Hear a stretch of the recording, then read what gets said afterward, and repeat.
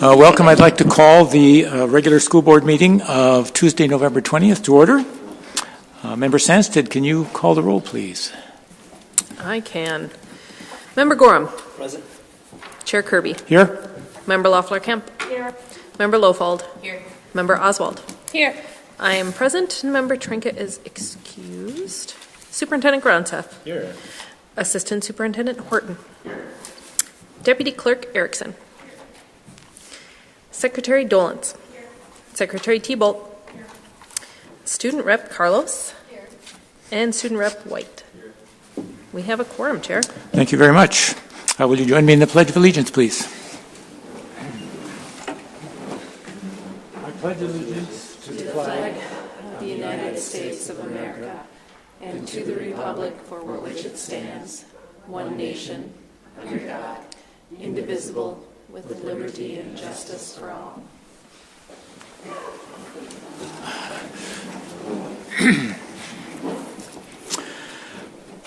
Thank you. Now, members, can I have a motion to approve the agenda? Moved by Member Gorham. Is there a second? Seconded by Member Sandsted. Any discussion? Seeing none, all in favor of approving the agenda as presented, say aye. Aye. Opposed? And this passes unanimously. Next, we have approval of our previous minutes, and we have several. The first is approval of the minutes of our regular school board meeting of October 16th. Is there a motion to accept these as written? So moved. Moved by Member Loeffler-Kemp, seconded by Member Gorham. Any discussion or corrections? Seeing none, all in favor of approving those minutes of October 16th as written, say aye. Aye. Aye. Opposed? And they are accepted as written.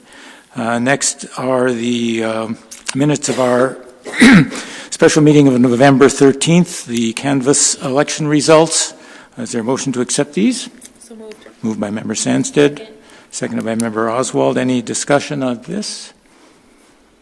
Seeing none, all in favor of approving those minutes as written, say aye. Aye. Opposed? Seeing none, they are accepted unanimously as well. And finally, the minutes of our special closed session school board meeting of November 13th. Is there a motion to accept these minutes? So moved. Moved by Member Sandsted, seconded by Member Oswald. Any discussion? Seeing none, all in favor of accepting those minutes as written, say aye. Aye. Opposed? Then they are accepted unanimously as well. Thank you. Next, we have school and community recognition. Let me turn on the there.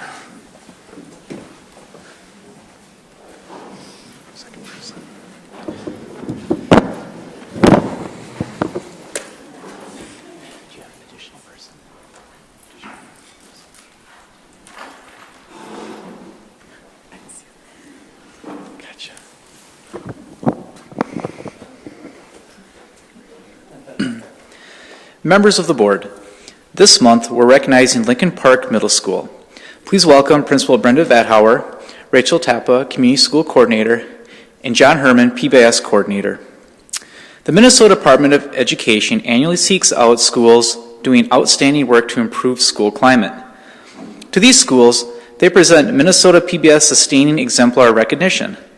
The award recognizes schools that have completed positive behavioral interventions and supports implementation and are continuing to achieve positive student outcomes. Criteria are based on effective implementation of national PBIS standards. Schools must document the work of their leadership team and provide a system measuring effort, fidelity, and outcomes. They must show data analysis and action planning, sustainability efforts, and giving back to the local, state, and national level. This is no easy task. It's not one and done. It requires thoughtful planning, staff development, and implementation, not just one day, but every day. For the second year in a row, Lincoln Park Middle School is the recipient of the Minnesota Sustaining Exemplar School Recognition. According to the state, the award recognizes Lincoln Park for leadership in promoting positive student behavior, improving school climate, and creating respectful learning environments that lead to increased student achievement. We are proud of the work being done at Lincoln Park. Congratulations to the teachers, staff, and administration. We appreciate all that you do to promote safe, welcoming environments in our schools. Thank you.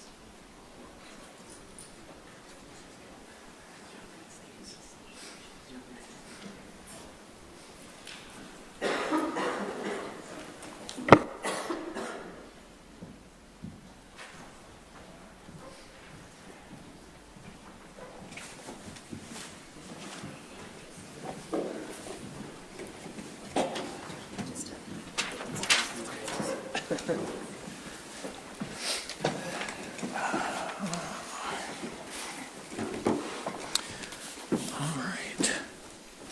Let's see. So we have 3. Thank you. Next, we have our audience participation. I'll remind the speakers that they have 3 minutes, and Clerk Sandsted will run the timer. Our first speaker is Jamie Neary.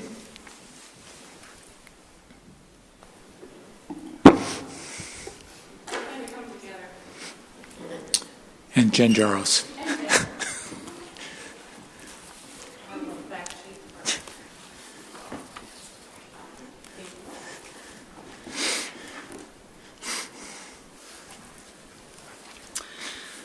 Hello. So I just want to introduce myself. I am Jen Jaros.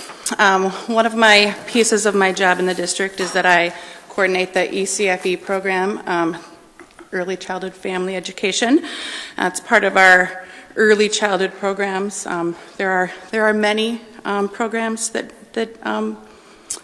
work with families birth to 5.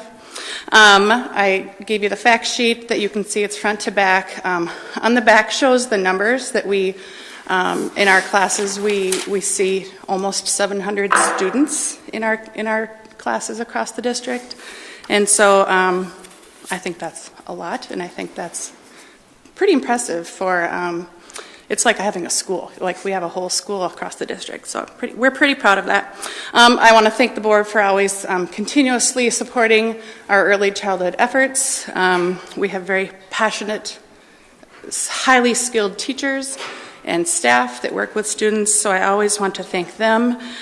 We have 13 certified staff in ECFE. They're part-time, they're full-time, they're shared with other programs.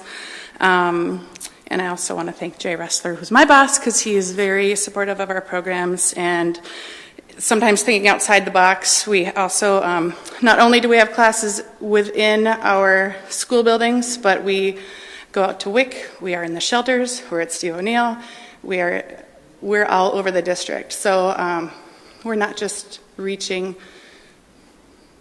the typical white mom, we're trying to reach all of the families in our district. So we're being recognized at the state level. We're being asked to share that information as well. How we're working with homeless families, we're being asked to share that as well. So we're just kind of here to toot our own horn. And I brought a parent with me as well who wants to say a few things. Jamie Neer. Hi, I'm Jamie. I have 2 young girls, a 4-year-old and a 6-month-old, and we've benefited greatly from early childhood family education. We moved here from South Carolina about 1.5 years ago, and we got involved in ECFE immediately, and just the growth that I've seen in my older daughter has been tremendous through ECFE, and the community support that it's provided my family and helping me feel like we've been included in this community or involved right away has been wonderful. So we have loved our time, and we will continue with it with both my girls until we're moved on, graduated, as they say, to preschool.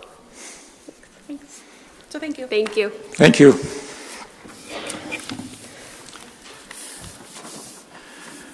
Next is Betty Green.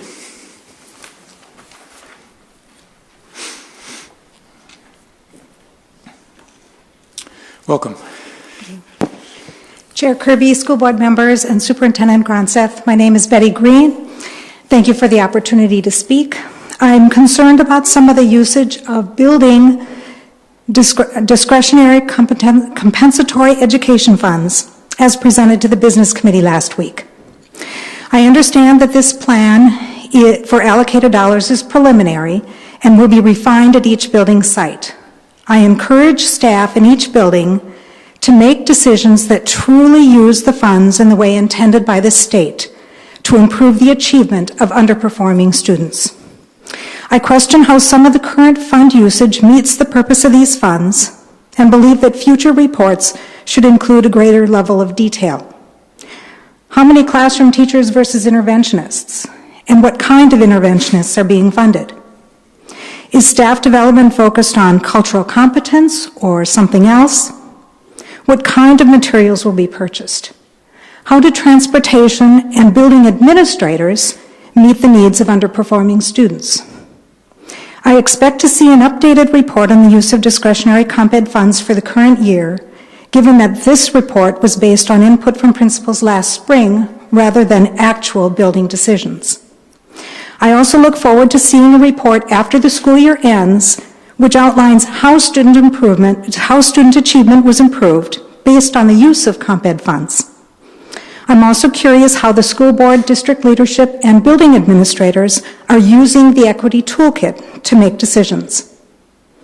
Our society is harmed when we fail segments of our student body, and we cannot afford to let that happen. Thank you. Thank you. Thank you. There are no more people signed up, so we'll move on to communications from the superintendent.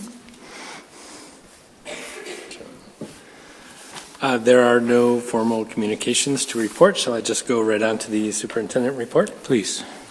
All right. Well, to start, I really want to thank our students tonight for the musical performances and for the delicious food prepared by the Clock Tower Cafe students. I hope the community knows that our students participate in many ways in our schools, and there are actually ways that the community can come in. They can visit the Clock Tower Cafe, and food for thought at East. You can get your car serviced at Denfeld. I mean, there are so many ways that the community can come in and experience our many talents of our students. You might have noticed we are a little more decorated tonight. We have student artwork hanging all over the boardroom. And in speaking with some of our art teachers this afternoon, that is something that we hope to continue, to have a rotating display of artwork here in the boardroom for people to enjoy. And so we're looking forward to that as well. I also want to thank the many people that helped to celebrate our newly tenured teachers and administrators. We have 42 staff that are newly tenured this year, so we applaud their hard work in getting here through their education and their initial career, and receiving tenure as a teacher says a lot about their skills as professionals in this field. It was also our annual report to the community, just ended a few moments ago, regarding our World's Best Workforce Plan. And more information, as well as the summary video, will be on our website. Many thanks again to Katie Kaufman for her work in creating that video and many of the materials that go along with the report. So many people to thank for being here at tables to tell people about their displays and setting up and cleaning up. Melinda and Jackie have been working feverishly on all of the arrangements, and events like this would not be possible without the work of everyone. So thank you again. Sharing more gratitude, we're very pleased with the results of the referendum. Chair Kirby and Bernie Burnham have spoken about this as well tonight. Having 2 questions passed demonstrates how important education is to our community. And our level of local support is now just under the state average for operational referendum, which gets us a long way from where we were.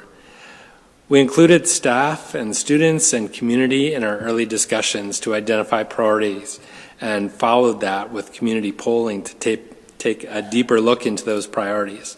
And there are many teachers and principals and staff and organizations and community members involved with getting information out to the community. I know they were door knocking and having events and going to other events and tabling and handing out flyers at football games and everywhere that they could think of to be sure that the voters had the information that they needed to build support for a referendum. And we know that this really would not have been possible without everyone involved. So thank you again. Next month on the school board business agenda will include an overview again of how those funds will be allocated throughout the budget process in the coming months, so that people can know what to look for in the coming months with that. Some more good news. Since our last meeting, we finalized the sale of a large portion of the Hartley property. It was purchased by the city of Duluth through a grant, and the property will be maintained as additional green space for Hartley Park. The remaining parcel, which is a small portion, is currently for sale and will likely be used to develop much needed housing. That's being sold as one parcel, and I know there's quite a bit of interest in that from some of our local developers. Our work on educational equity, as Ms. Green spoke to, has continued. We recently had a team attend a summit for courageous conversations about race. It was really a significant experience for all involved. And in the coming weeks, we'll expand this work with the continuous improvement teams from 5 of our elementary schools and other staff with a training called Beyond Diversity. It's a powerful, personally transforming 2-day seminar, and it's designed to help participants to understand the impact of race on student learning and to investigate the role of racism and how that plays in an institutional academic achievement disparities, or the achievement gap as we often call it. And we look forward to continuing this training over the next few years to increase our knowledge and our skills in this area and to really help our teachers to help all of our students every day. I also want to share a few reminders tonight now that winter weather has arrived. First, whenever there's severe weather expected, and we all know in Duluth that could be in 10 minutes, we don't know, please be watchful for school delays and cancellation notices. If there's a closure, we wouldn't want to have students waiting on a bus stop or walking to school when it really isn't safe to do so. So keep in mind that we have a large geographic area in our school district, and it's not uncommon to have different weather in different parts of the district. While one place it could be raining, another has ice, and still another has 2 feet of snow. And so please know that when we are calling those delays or cancellations, we're doing so with the entire district in mind, and we try to share that as soon as we can. We announce delays or cancellations through our website, through social media, email, all call, or text if you chose text, and through the media itself. So we really try to get the message out as far and wide as we can and as early as we can. Another reminder this evening is about student safety as they're making their way to and from school, speaking of winter weather. As we've seen in recent news reports, not locally but nationally, this is a growing concern across the country. We ask that you please be careful around our school buses and our bus stops, especially with snow and ice on the ground. It often takes longer than we think it's going to stop. Minnesota law does indicate that when the red lights are flashing or the stop sign is extended, some of our buses have an arm that comes out. If those are out, drivers must come to a complete stop at least 20 feet from the bus. We'd appreciate if it was even a little farther than that. And you may not move until the arm is retracted and the lights have stopped blinking. We really need this to happen for our students. If you've seen some of the things on the news, there's people driving around buses when the stop signs are down, they're buzzing around, they're passing, and the safety of our students really depend on everyone in the community. So we ask you to please drive carefully and use extra caution around school buses and school bus stops. With that, I'm going to turn it over to, we might as well go with Maggie Carlos, who already performed tonight as part of Maroon 16. And again, we appreciate your sharing your talents tonight. Maggie? Okay, so then I'll start off. Thank you guys for having us. It was super fun. And so it's my senior year, and it's really sad to see all my sports ending and all the activities, because it's my last year watching them. We had a really fun and crazy ride with all of our activities, which was debate, volleyball, soccer, and football. They all did super amazing with their season, and it was great to see all the Hunter pride at all the games. It was a great way to end off those activities for my senior year. We also finished up with our musical of the year, Anything Goes. It was so fun seeing our Hunter family up there with both our students and our teachers. It was a blast to watch, and thank you to everyone who was able to come to that. And then to honor our veterans, we had a band and choir concert on the 12th and then an orchestra concert on the 13th. And Maroon 16 also sung at, I can't pronounce the place. It's a rehabilitation center. And then we also sang at the deck in like the same 2 days and honored veterans there. And so this month is all about giving. And Denfeld has received many items for our Hunter hut to keep us nice and warm in the winter. And because others have been giving to us, we'd like to give back to them. We just finished our annual food drive, and we collected 1,527 items. And tomorrow, Exec Board will be delivering those food items to be given to the community, and we'll get the pound items then. And we also have our toy drive going on, where hunters are able to bring new and old toys to donate to the Salvation Army. And then we are currently in the process of selecting our new Denfeld representative, and it's really sad to see that the next meeting will be my last meeting because these are really fun. So thank you. Thank you, Student Representative Carlos, and now Student Rep Finn White from East.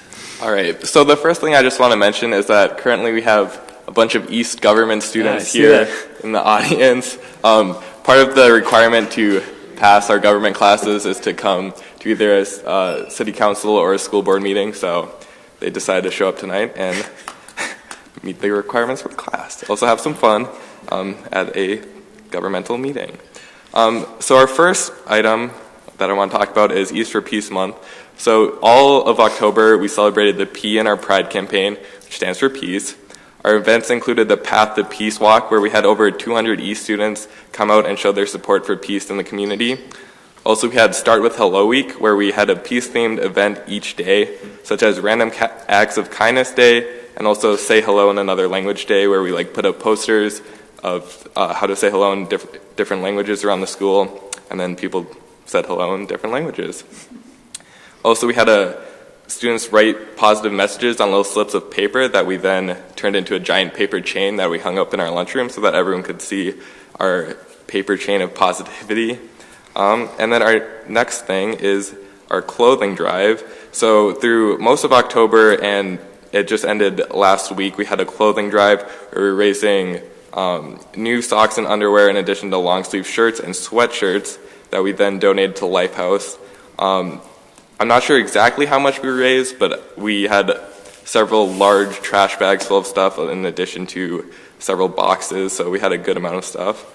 And then also our fall musical was Bonnie and Clyde. It was incredible. I was blown away by the performances in it. And then also our band put on the annual Veterans Day concert where the band wears their marching band uniforms and plays music honoring all of those who have served our country. And our orchestra and choir also had their first concerts, which went quite well. And now all of the music groups are really busy getting ready for the holiday concert, which is ginormous and will take place on December 15th in the deck. And then our sports, our boys soccer team made it to the state tournament, taking second place in the tournament after a heartbreaking overtime loss to Stillwater, which we were incredibly proud of them, even though they didn't quite reach their goal. And then Molly Weberg also made it to the state cross-country meet for her 5th year in a row. She's gone every year since 8th grade. It's really impressive. Our robotics team took first place in their non-season competition recently. And then winter sports have officially started, so everyone is getting excited for that, especially hockey. And then Harvest Ball was on November 9th, and which was also a huge success. We had almost 900 people in attendance, which was crazy. It was packed. And then tomorrow is our blood drive, sponsored or put on by ABO Hounds. Last year, our blood drive was one of the most successful in the state, so hopefully we'll have similar results tomorrow. And then the 27th and 29th association will be putting on their annual talent show, which is always a lot of fun, showcasing all the incredible talent at East. So if you can go to that, I would definitely recommend it. And that is all I have for today. Thank you. Thank you. It is always a pleasure to hear our student reports. And I know that the process at both schools is going on. And I believe we sent an invitation for you to join us at the MSBA conference if you're able to do that. That extends your time by just a wee little bit, and we'd be happy to have you join us. With that, I know that there are many ways that our families will be spending this long weekend. I hope, however you and yours choose to spend your time, that it is memorable and all that you hope it will be. As for me and my family, we'll be celebrating all that we are thankful for, and we wish you a moist turkey and flavorful gravy. Thanks. All right, before we move on to the Education Committee, I will say that my wife and I attended both the Denfeld and East musicals and enjoyed them both. Very different, but both very enjoyable and well done. Next, our Education Committee report, Member Lofald. So is my team going to come up to the table?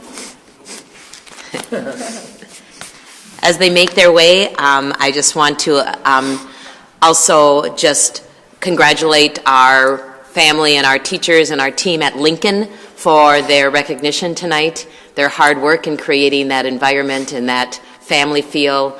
So congratulations to Lincoln. It's quite an honor, and I'm honored to live in the Western Duluth and support you and even spend some time in the building.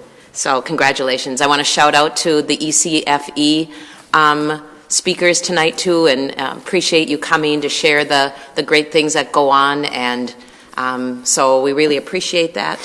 And I love Miss Green's reminder, and I appreciate it so much to keep us focused. And I just think that the opportunity to speak to the school board in our 3-minute opportunity is one that I appreciate. Speaking is something that isn't everybody's first wish, but I appreciate that our community is willing to come out and give us some healthy conversation. Again, my name is Jill Lofald, and I chair the Education Committee. We met last week on Wednesday because of the holiday, the Veterans Holiday. And I just encourage our public to attend the Education Committee meeting. Oftentimes I feel like there's such great information shared there, programs that are happening in our buildings, things that we do well, but also the challenges that are brought forward by all of the different programs and instructors and staff that happen in our building, and they present to us at the Education Committee. That's the purpose of our committee, is to hear the things that are going on within our buildings. And every month there are presentations from remarkable, successful programs to also programs that we want to continue to see grow. So I invite you to come and see that or watch it on YouTube on our ISD 709 YouTube channel. So we always start our Education Committee meeting with a report from the Assistant Superintendent, Jeff Horton. And he always shares with us first some shout-outs, always, because good leaders know that that's an important thing to start with. So he talked about things that were going on well in our district, and a big thank you to our community for the levy and just the good things. He gave us some updates on the ALICE training that took place by our staff in our district. He also gave us updates in the equity area, the work that's going on with Courageous Conversations training, and also some feedback on the Minnesota Department of Human Rights that the meetings were going on, and just shared some interesting and important things that he knows is happening and needs to happen. He talked about the continuous improvement teams and the updates on the process and the compliance. Assistant Superintendent also did a shout out to our athletic state participants, and again a shout out to the turnout for the sport for the school district levy. The purpose of this report by Assistant Superintendent is to provide regular updates to the Education Committee regarding teaching and learning, and he does that well. Assistant Superintendent Horton shared current information regarding implementation of district initiatives and school operations. It is recommended that the Duluth School District take this this item as informational. Then we continued our Education Committee meeting with the Director of Curriculum, Ms. Netlin's report. And Director Netlin also covered a number of things. She also highlighted the Staff Development Day on October 29th. That was focused on more in-depth ALICE training within each site. Also some de-escalation strategies that our teachers and staff and family need to know. And they also were working in their building with identified principal leadership programs that were going on that Staff Development Day. Those professional development days are so important to continuing the work that needs to be done within our school system. So Director Netlin really gave us some good support about what was going on September 29th. Not October 29th, September, I think. Director Netlin also highlighted the course catalog and registration updates, and already looking ahead to the school year 2019-2020, which seems hard for us to fathom. Seems like we're just into the school year and we're already graduating, you guys. Director Netlin also talked about curriculum MTSS and district core elementary literacy, math curriculum, and interventions planning and in progress. This was also recommended that the Duluth School Board receive these items as informational. Okay? So then we went next into some presentations, and this is where we really get a lot of good information during our Education Committee. So first of all, we did get a presentation from Director Netlin on course guides updates. So already the course catalog is already being printed probably, or finalized and going forward with what our middle schools and high schools will be registering for next year. Each year, the courses at the secondary level are reviewed by principals, counselors, content specialists, and the Director of Curriculum and Instruction to make recommendations for changes to the course catalog and supplements. Director Netlin provided an update regarding these proposed changes. So it's recommended that this presentation by Director Netlin concerning next year's course catalog be seen as informational tonight. Next, we had a presentation on college and career readiness update and the ACT results. So we heard from Samir Sheikh, ISD 709 College and Career Readiness Specialist, Brad Vietz, ISD 709 Vocational Programs Coordinator, presented an update regarding college and career readiness as part of the world's best workforce. And we saw some of that in the video tonight as well. Dr. Tanya Lake, Director of Assessment, Evaluation, and Performance, also presented our most recent ACT results for ISD 709.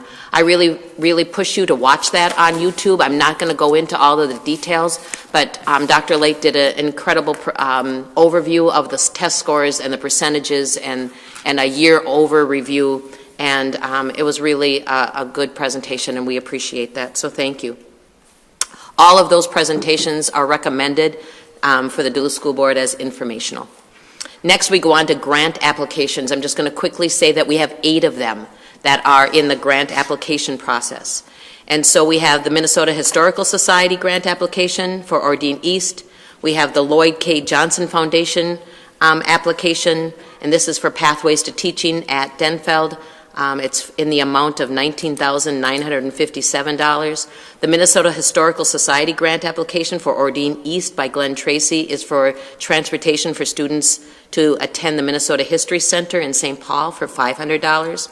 We have the Essentia Health grant application for Callie DeVere from Lincoln, and she submitted a grant for $101,000 to be used to support restorative practice training and implementation, restorative practice foundation, and restorative circles. From the Northland Foundation grant application for Ordine East, Tanya Jackson is working to get grants to attend the 6th grade trip to J.A. Biztown. And then she's also applied to Lloyd K. Johnson for help with that same trip. We've also got Tanya and a grant for $1,500 to purchase programmable spheres for, I think, maybe math. And also another one from Tanya as well. So Tanya's been busy writing grant applications. One of my big ahas coming on the school board was how incredibly talented and hardworking our staff and teachers are to go after these grants and how much we get on that. Kind of wish I was back there writing those grants for programs. We have our last grant is for Scott's Miracle Grove Foundation and the National Head Start Association Garden Grant, and that's for our Duluth preschool in the amount of $5,000 to be used to pursue garden soil, fertilizer, greenhouse, guerrilla garden dump cart, and a garden tools for little hands. I had to read that all because I just think that's so phenomenal. So those grants are recommended tonight just to receive as informational. Our next are two action items. So tonight I'm going to ask for my school board to approve these two grants. Our first one is Resolution E-11-18-3594. And do you think, is that the Minnesota State High School League? Okay. Yes. Doesn't have a number on it. It says, resolution, whereas the Minnesota State High School League Foundation was formed to provide support for Minnesota's high school youth to participate in athletics and fine arts, whereas the District 709 Duluth School Board recognizes the value of students' participation in extracurricular activities, and whereas the Minnesota State High School League Foundation is offering grants and funding to assist school districts in recognizing, promoting, and funding extracurricular participation by high school students in athletic and fine arts programs. Therefore, be it resolved that the Duluth School Board supports the district's application to the Minnesota State High School League Foundation for a Form A grant to offset student activity fees. So I move resolution, is it E-11-18-3594? Yes, and seconded by Member Leffler Kemp. Is there any discussion? Seeing none, all in favor of supporting Resolution E-11-18-3594, say aye. Aye. Opposed? Seeing none, it passes unanimously. And I have one more, Chair Kirby, resolution, acceptance of grant awards to the Duluth Public Schools. We have two grants, Miller Dwan Foundation and Northland Foundation Kids Plus. It's whereas Minnesota Statute 465-03 requires a school district to accept grants by resolution expressed in the terms prescribed by the donor in full, and whereas acceptance of the grant in accordance with the donor's terms is in the best interest of the Duluth Public Schools, now therefore be it resolved that the Duluth Public Schools does accept the below described grant from said organization in accordance with the terms set forth herein. Be it further resolved that the Duluth Public Schools wishes to extend its grateful appreciation to the following organizations. Miller Dwan Foundation, authored by Ron Lake. It's for the Sources of Strength programs at Denfeld and East in the award amount of $20,000. And our other grant, Northland Foundation, Kids Plus Youth and Philanthropy Award to Kelvin Harris for Soaring Eagles Robotics Team at Laura MacArthur Elementary in the amount of $500. I move Resolution E-11-18-3595. Second. Thank you. Seconded by Member Sandsted. Any discussion on this? Seeing none, all in favor of supporting Resolution E-11-18-3595, say aye. Aye. Opposed? This passes unanimously. Thank you.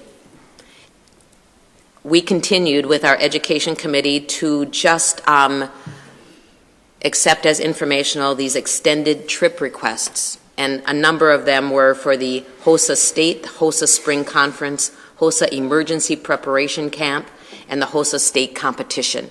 There's also another extended trip request from Wolf Ridge for Lester Park in the March of 2019. These were seen as informational for extended trips for organizations within our Duluth Public Schools. Next, we looked at approving data sharing. We often have our partnerships that reach out to us so that they can help our students succeed. So we have data sharing agreements from Northern Michigan University, Marquette, Michigan, and also the DEED Vocational Rehabilitation Services as data requests to help students within our district.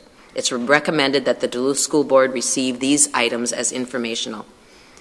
We continue with the Education Committee report with awarding 2 diplomas. So it's with great pleasure on behalf of the school board and our district to congratulate and award high school diplomas to Riley Marie Palom and Zachary T. Lund. And so we want to congratulate them for completing and graduating from the Duluth Public Schools. This brings us to the end of what was our educational committee meeting. So looking ahead to next month, we will continue with policy updates and also hear the presentation from our district's Check and Connect program. And I really want to encourage our community to come and watch that presentation. It's a really successful program we've got going on, and we just are anxious to hear about their successes. So I move to approve the Education Committee report on this Thursday, November 20th. Second. Thank you. It's been moved and seconded to accept the Education Committee report. Is there any discussion? Member Leffler-Kemp. Yeah, I just wanted to make a comment on C1 with the course guide update. And my just quick comment, I wasn't at the Education Committee because of a previous commitment, but I really have appreciated as a parent in the district for 25 years now with 3 high school students that have gone through and a junior at East right now, the changes that have been made over the years with how we involve parents and students in the course selections and the planning that goes with the parents and the students for registering our kids. And so I just share with you as a school board member with kids that have gone through the district now, it's been great to see some of the changes that have been made, and I look forward to us continue to improve that process and the way, especially we've been involving families and parents working together with our staff and our teachers. So just wanted to comment on that it's we've really came a long ways, and I think it's a good process as a parent of a junior. So thank you. Thank you. Anyone else? I'll just do it. Just another quick the grants just blow me away. And I really am hoping that the ones that we've just kind of looked at have been applied for. And we've been approving grants now since this is the 8th month that I've been on the board. And every month we have a number of grants. And I'm just so appreciative of the hard work that they go into, because I know that it's above and beyond the call of duty for any teacher or administrator to go out and seek grants to support the good things going on. So just a shout out to all of you that are out there that are our leaders. Thank you. Thank you. Seeing no other discussion, all in favor of approving the Education Committee report as presented, say aye. Aye. Opposed? Thank you. It is accepted unanimously. Thanks, team. Next, our Human Resources Committee report. Member Gorham. All right. Being that it's hockey season, we'll do a little line change here. All right. So this is the Human Resources Committee report for November 2018. The first order of business, as always, is to review the staffing report. And in this one, there were a lot of activity, mainly related to calling out, just naming the names around the folks supporting our activities, athletics and activities, usually coaches, the co-curriculars, and just wanted to acknowledge all those folks. Thank you for your time, your passion, and supporting our students. And, I think coaches and those folks who support student activities really do a lot to have a positive impact on our students' lives, and also recognize that these activities really enhance and support student achievement. So thank you to all those folks. Just like to recognize you. though I can't name you all because there's many names. Also, congratulations to our administrators and teachers who were recognized for achieving tenure today. Moving on, we looked at some policies. These were due for a second read last week. So we have new policy 401, equal employment opportunity, which would be replacing policy 4010, equal employment and promotional opportunities, just some updates in how things are worded and language there. And then we have two other new policies, policy 402, disability non-discrimination policy, and policy 405, veterans preference. So these are ready for a second read, and I know we've read through them and made some little tweaks to language. So that is most of what we had for the Human Resources Committee. No other informational items, and we'll continue our Human Resources business in December. I move the November 2018 Human Resources Committee report. Thank you. Seconded by Member Oswald. Any discussion? Seeing none, all in favor of accepting the Human Resources Committee report as presented, say aye. Aye. Aye. Opposed? It passes unanimously. Thank you, Member Gorham. Next, Member Gorham has agreed to present the Business Committee report since Member Trink is not here. And so I will turn it over to him again. Thank you very much for doing this. Yes, indeed.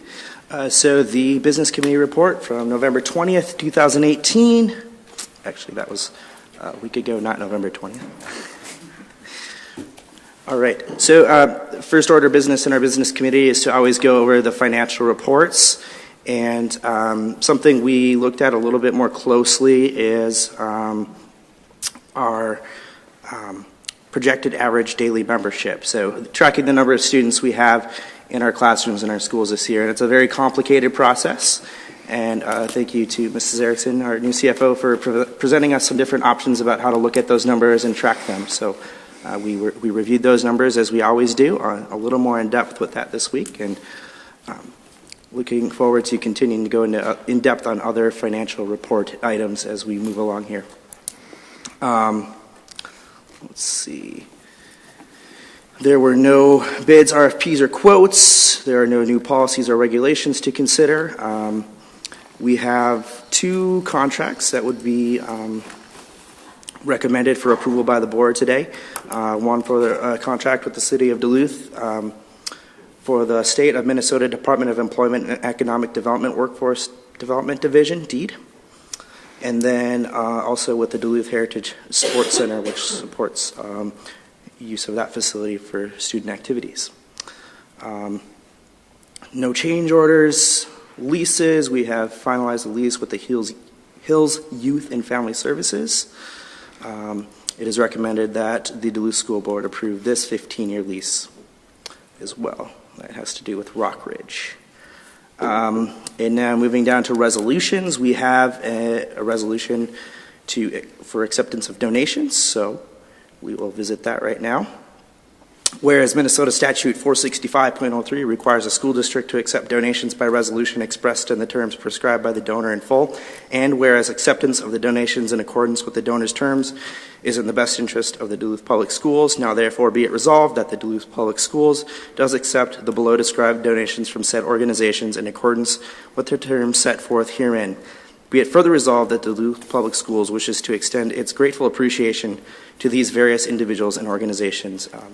Minnesota Power employees, Narcotic Anonymous, Faster Solutions, Dan Bester, Roy and Roberta Kruger, Duluth Library Foundation, the Nober Foundation, Cub Foods, Lloyd Simich, All-American Club Women's Auxiliary, Lowell PTA, Texas Roadhouse, Country Lane, Scott Carlson, and I could go on for many more, and I will not. Thank you to these folks for supporting our public schools. My omission of you, please do not take offense. I move resolution, let's see, I move resolution 11-183598. Thank you. Thank you. Seconded by Member Lofald. Any discussion on this? Seeing none, all in favor of accepting resolution B 11-183598, say aye. Aye. Opposed? It passes unanimously. Thank you. All right, and we have a resolution For authorized bank account signer, November 2018, resolved by the School Board of Independent School District Number 709, St. Louis County, Minnesota, that it hereby authorizes the following. At Lakewood, with banking institution North Shore, addition of Heather Kemp. I move resolution B-11-18-3599. Thank you. Second. Seconded by Member Sandsted. Any discussion on this? Seeing none, all in favor of resolution B 11-18-3599, say aye. Aye. Opposed? It passes unanimously. And moving on with the resolutions, designation of identified official with authority for the MD External User Access Recertification System. Whereas the Minnesota Department of Education requires that school districts annually designate an identified official with authority to comply with State Access Control Security Standard 1.0, which states that all user access rights to Minnesota state systems must be reviewed and recertified at least annually. The identified official with authority will assign job duties and authorize external users access to MDE secure systems for their local education agency.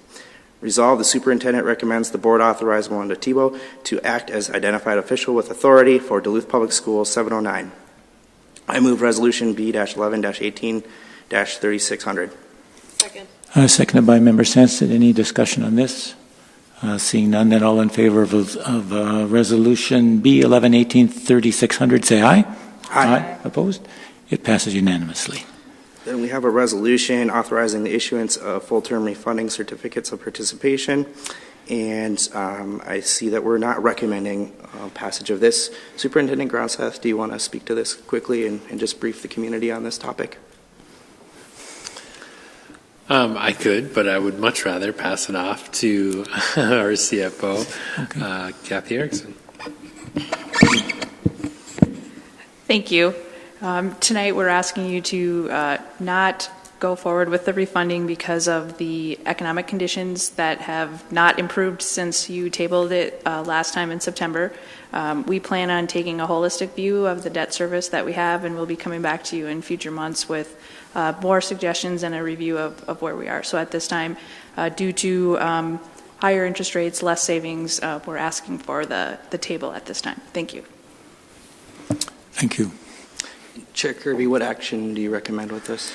I think that we just not, my recommendation would be in the district that we not approve it. We can always bring it up again later. Okay, so you need a motion to read?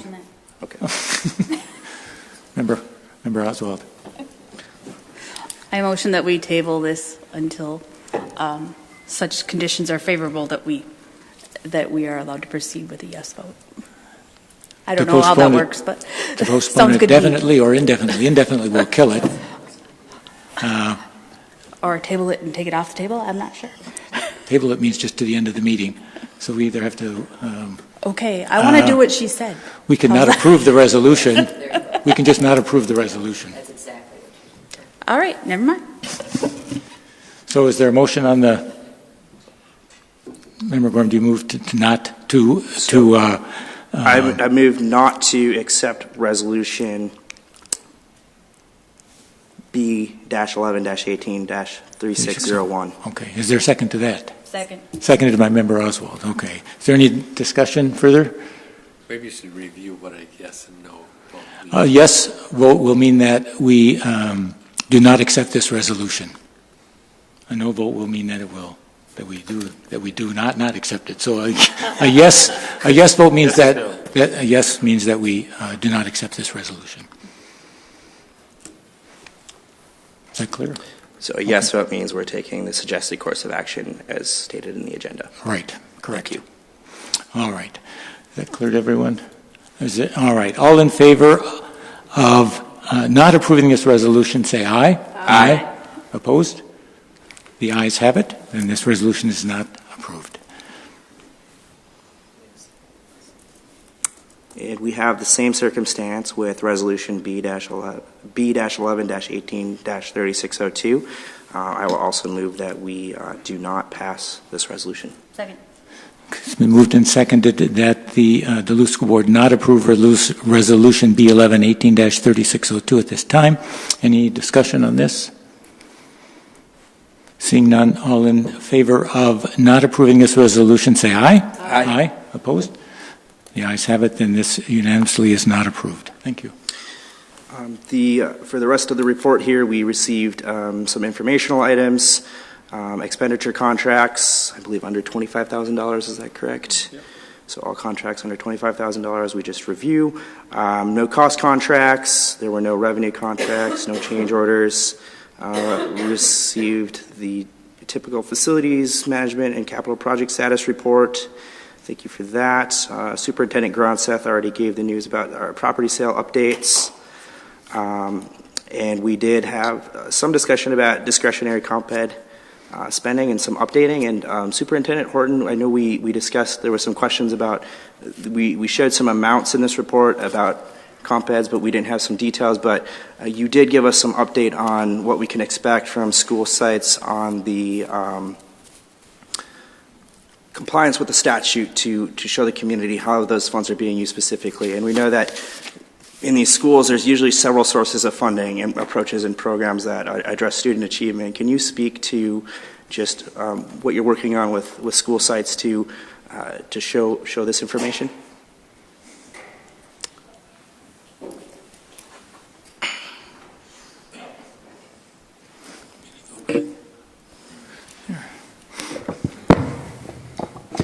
Thank you, Member Gorham. Yes, I can speak to that question. Duluth has a really strong history of following a continuous improvement process to assess where sites are at, to use their data to make their school improvement plans.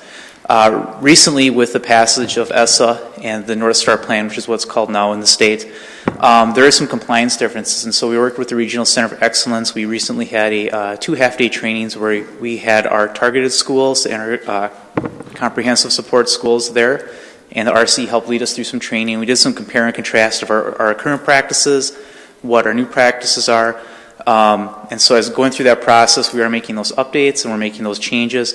As part of that process and actually we have already been doing this, is we're looking at those funding pieces, and so we take a look at the different funding pots that schools have, and we go local, we follow the data, and we go through that process. And so in the springtime, as we go through that, schools will say, okay, here's my staffing, here's where our data says that we need, how am I going to do that? And then they'll use those compensatory education funds to help support their buildings, and they could be potentially hiring new staff. There's actually 12 different areas in which those funds can be used, and so they go through that process with their teams, and then they share that information with me as well.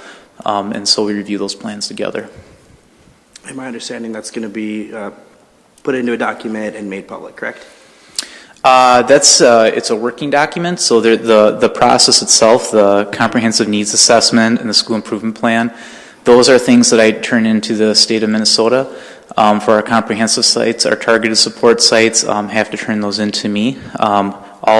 Historically, all of our continuous improvement plans have been turned to me, so the new documents will also be turned into me from the schools that are not receiving comprehensive or targeted support. Attached with that is a document which does show funding sources, and the document that we actually had at our last business committee meeting did outline the FTE expenditures that were part of this current year that were in place with our principals. We did connect with them before the board meeting to make sure that those numbers were up to date. Our finance team and business department did a really good job of doing that. So those are what is currently happening in our schools and are an accurate projection of that. Or not projection, but accurate record of that. Appreciate it. Yep. All right. And we did discuss for a little bit of time also some school board strategic planning. Had good conversation about that, and that conversation will continue. So we look forward to that in the coming months. And future items include final levy approval in December, as well as fiscal year 2017-18 audit results and policy updates. I move the November 2018 Business Committee report. Thank you. Is there a second? Second. Seconded by Member Sandsted. Is there any discussion? Member Oswald. 6H. 6H? Yes. Okay. Anyone else? Oh, Member Lifton-Kemp. 4-2. 4-2. 4A2, yeah. 4A2, Thank you. okay. Sorry. 4A2, okay. Anyone else? Okay, why don't you go ahead, Member Lefler-Kemp. Sure. This is just really a comment, and I appreciate Jackie Dolans for providing us with additional information after the business committee about the Duluth Heritage Sports Center. And I just really appreciated learning more about the Community Opportunity Fund that the Duluth Heritage Sports Center Foundation has, and that they provided 27 schools with free field trip opportunities, including Laura MacArthur, Lincoln Park, and a number of other schools, as well as our special needs students from Lester Park, Ordine, and Lincoln also received a free field trip through, again, their Community Opportunity Fund grant. And I just, that was new information, and it was good information to get. So we can really thank the community for some of the different ways they're supporting our schools across the district. So I just wanted to make a comment on that. Thank you. Member Oswald. Thank you, Chair Kirby. I just wanted to speak to the fact that I liked seeing the spreadsheet that we got about how compensatory education funds are being used in a broad overview. I do think that this isn't as accurate as it needs to be for the public transparency that was requested by the many community groups.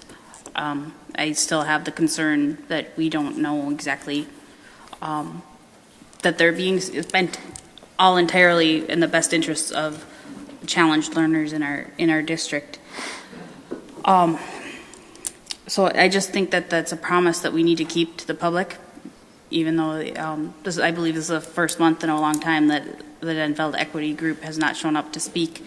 I do need to speak towards that because they're not here, and they would expect us to be more transparent. And I hope our next report, when we get it, is presented to us in just a little more detail. And when we have questions, that we have the ability to follow up with that principal or with administration. As we know, our resolution calls for increases every year, and so I look forward to that coming discussion in the next few months. Thank you. Any other discussion? Do you want to say something? Superintendent. Yeah, I just wanted to speak a little bit to the compensatory education budgeting and funding. This is something that we really want to look at. What are the needs of our students and of each particular school and the students in each school? That those needs that have been developed through their comprehensive needs assessments at those buildings, and keeping in mind that compensatory interventions aren't necessarily planned out completely ahead of time, which is why you see some of that funding remaining at each of those buildings, so that needs can be met as they appear throughout the year, and we are able to apply those funds. Also, that there are you may remember from last year that big packet of different funding streams that the school district has. And compensatory education is but one of 20 or 30 different streams of funding for a school district. And to really use all of those effectively, there does have to be some flexibility.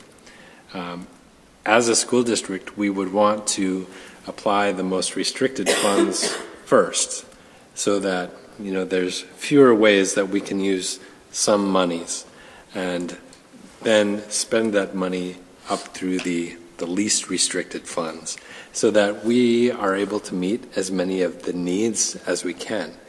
And when we start tracking in on one source of funding for purpose X, Y, and Z, we really limit our district and our building's ability to meet as many needs as we possibly can.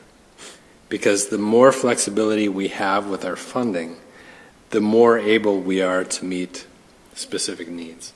And so I want us to keep in mind as we're having these conversations, and these are important conversations, we do want to meet the needs of our most struggling learners. We do want to meet the needs of those who are not experiencing as much success. And we want to be able to use our funds in the most effective and efficient way as we can as a district. So when we start tracking this down, we start limiting our ability to address issues that come up. So I just want to bring that to the conversation. Thank you. Any other discussion? Member Lefferkamp. This is just really a follow-up comment, not so much just about comp ed, but I'm hoping, like we did last year during our budget discussions, just to help the public better understand all those budget streams that we, in the early part of our budget process, spend some time just, again, helping the public understand better again, the different streams of funding and what we're tied to and what we're not. And so I look forward to our new CFO working with us through that process with her background and expertise. So, thank you. Any other discussion? Seeing none, then all in favor of accepting the Business Committee report as presented, say aye. Aye. Opposed? Thank you. It passes and is accepted unanimously. Next, and finally, we have a special resolution. Maybe, Member Gorham, do you want to present that? Yeah, I'll give a couple brief statements just about this topic.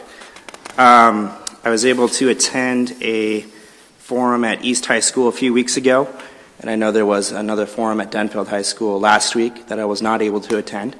It was on the topic of vaping, e-cigarettes, and the prevalence of those among students attending our schools from middle school through high school, and just how prevalent use of those devices has become.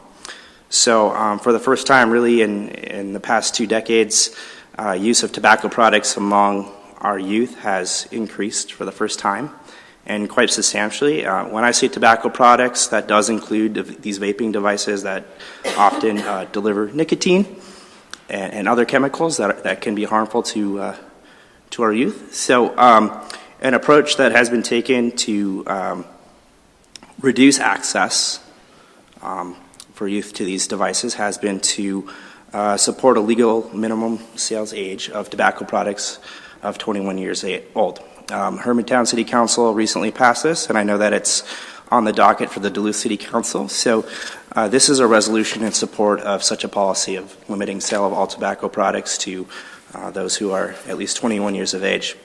And why age 21?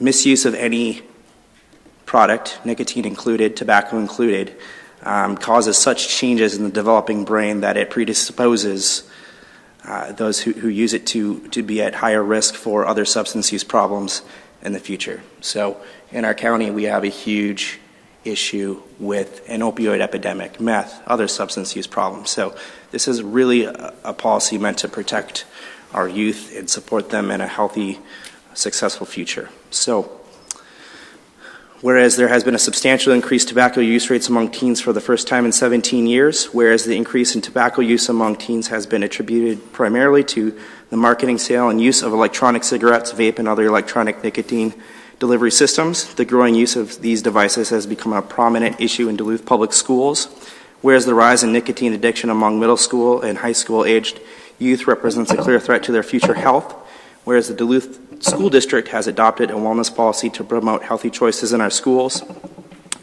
whereas the policy to change the minimum legal sales age of 21 to legal sales age of 21 to purchase tobacco products will effectively keep more kids from becoming addicted to nicotine before they are out of high school, and is a common sense response that reflects our community's commitment to health and all policies and to advancing health equity. Now therefore be it resolved that because of this threat to the health and well-being of our community and the costs associated with tobacco and nicotine use, that the Duluth School Board encourages the Duluth City Council to pass an ordinance to raise the age required to purchase tobacco products to 21. I move Resolution SP-11-18-3603. Thank you. It's been moved and seconded by Member Sandsted. Is there any discussion? I did attend the meeting at Denfeld, and I thank you, Member Gorham, for your leadership on this, and the principals at East and Ordine, who I know were had part of this, and the principal at Denfeld as well. So I fully support this, and thank these people for all their efforts in getting this organized. It's there's a lot of it. And the New York Times has recently run several articles how this is a nationwide problem. It's not just here. And the FDA has become involved in trying to restrict some of this as well. So this is a good thing to support. Is there any other discussion? Member Oswald. Thank you, Chair Kirby. I have a couple questions on this. Have there been any other organizations that have passed their resolutions of support? And what is the business community's reaction to this also? Do you have any knowledge of that? I can share what I know with you. Hermantown was the first community in northern Minnesota to pass such a policy. There are about, I think, 13 or 14 other communities in other regions of the state to pass such a policy. I cannot speak to the business stance on this issue except to speak from third-term stances in which I've heard there is some support due to its positive effects on the community, ease of enforcement. And do you know of anybody else that has, in the Duluth community, that has passed the resolutions of support? Or other organizations, I can't speak to that. Okay, thank you. I can say that the American Lung Association is fully behind this, as is the American Association of Pediatrics. And there was a pediatrician from, this gentleman was from Essentia, but having spoken with pediatricians, physicians from St. Luke's, I know they too are supporting this. Any other comments? Seeing none, then all in favor of supporting Resolution B, SP 11-18-3603, say aye. Aye. Opposed? It passes unanimously. Thank you very much, Member Gorham. Are there any other questions or comments? Move to adjourn. Second. There's a comment to move and adjourn. To move to adjourn, and it's been seconded. All in favor say aye. Aye. Opposed? Thank you. We are adjourned.